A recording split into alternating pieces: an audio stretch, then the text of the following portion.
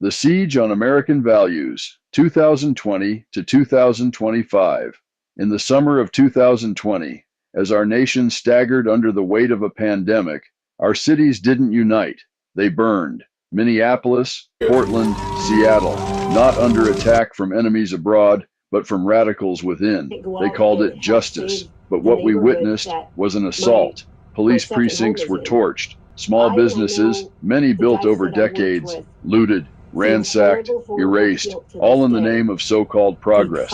Vice President Kamala Harris raised bail money for those arrested in the chaos, not to restore peace, but to make sure the streets stayed hot. They said it was about racial healing, but soon they weren't just tearing down statues of Confederate generals.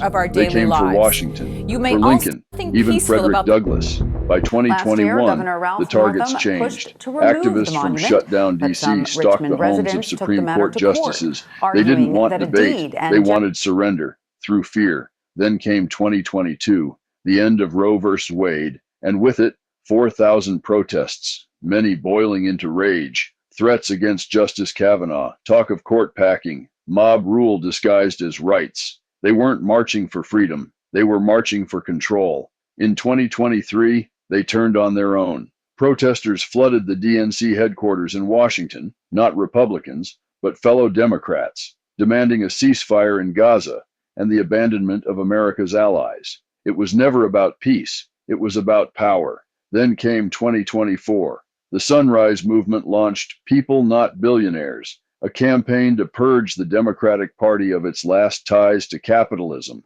as if prosperity was a crime.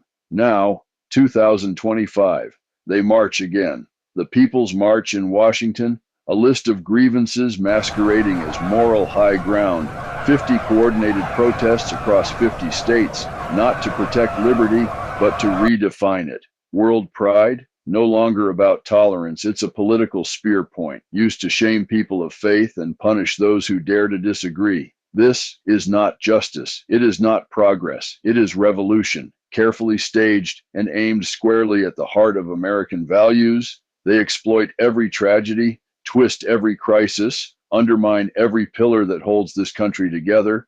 The worst part is that they are spending your tax dollars to pay protesters and fabricated narratives, even fabricating news stories and police videos to try and create civil unrest and tear the fabric of what this country is. But they forget one thing: the American soul is not so easily broken. We still believe in God, in the Constitution, in the family, in tradition, and in the flag. They can tear down statues, try to rewrite history, and try to cancel tradition, but they will never cancel America, not while patriots still stand.